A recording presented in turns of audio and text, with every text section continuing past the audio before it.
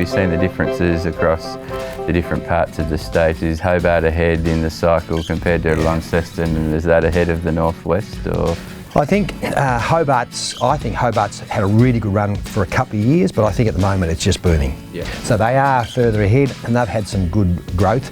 Launceston, or the North, I suppose, has been a bit behind, but there's certainly some signs that both the North and the Northwest, which I think are travelling about the same, should pick up, I think, a little bit, and have picked up a little bit in terms of price and volume in the last period of time. And I reckon over this next year we'll probably see some further increase. Yeah. Yeah. So I think the market's quite positive. Yeah. Future, I think. And listing numbers across the state? Listings that's probably the only challenge that we, as all real estate companies, are having at the moment. The listings are really drying up. So if anything's to slow activity down, it'll be numbers of listings. Yep. But at the same time, the lack of listings is what's going to push prices up. So there's some good news for people selling if that continues to be the case. Back under your past and the history in the real estate, how have you found the differences of being with Harcourts as a franchise group compared to when you were an independent and when you were as a franchise group with the professionals as a salesperson, and the differences that's been? And I suppose you've got a different take on it as the CEO compared to as a staff member, but Well, I suppose in my current role I wear two hats. So anything I introduce, I see it from a franchisee's perspective and a franchisor's perspective. So I can't be introducing things which I think, well, that's just not right, because I'm out in the field to a certain extent and know what's going on. For the first, say, 10 years, I was with Peter Lee's, which was part of the franchise, part of the professionals franchise group.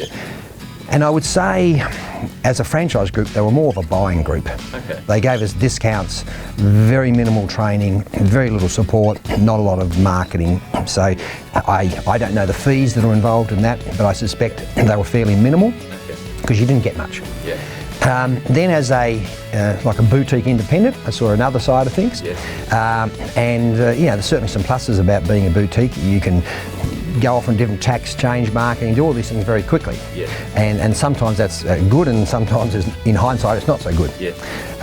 When you're part of a big mechanism like Harcourts, there's certainly some huge pluses and maybe a few negatives, in the sense, that because it's such a big mechanism, you can't maybe act and change things as quickly as you like sometimes.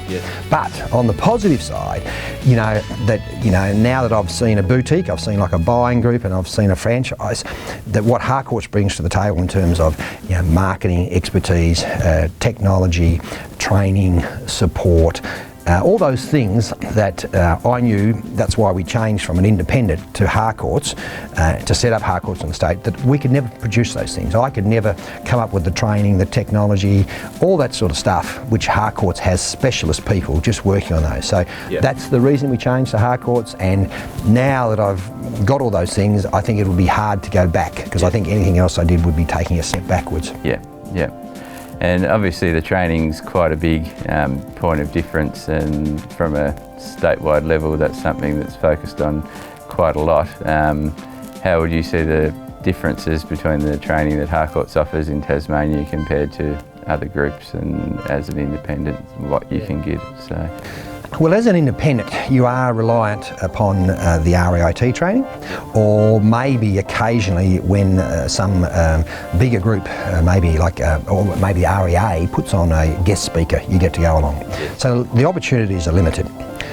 With Harcourts, apart from all the speakers which we bring in, and some of them are speakers within the group, and some great people in the group, from Gilbert and Oka, Lee Perry, Mike Green himself, Paul White, Sardina Smiles, all these people with great knowledge and experience.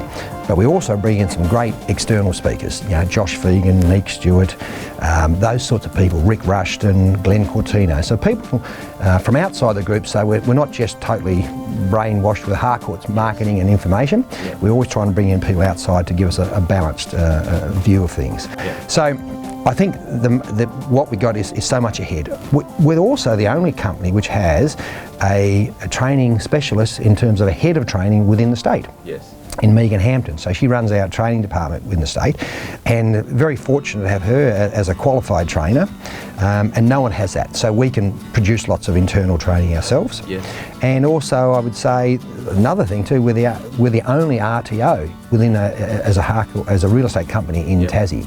So we can and will be providing sort of registered training, which helps people get their qualifications for to go into real estate. So there's lots of pluses, I think, with Harcourts in their training. And that means, I suppose, also that people can do their required hours within the Harcourts group without having to worry about whether they're going to get enough hours during the year and things like that with the volume of training that's provided. So you basically only got to go to conference, and you've got your 8 hours, or is it 12? I'm not sure now, but yeah, you've only got to go to conference. But yeah, there's lots of opportunities to get your hours up without ever having to go outside Harcourts.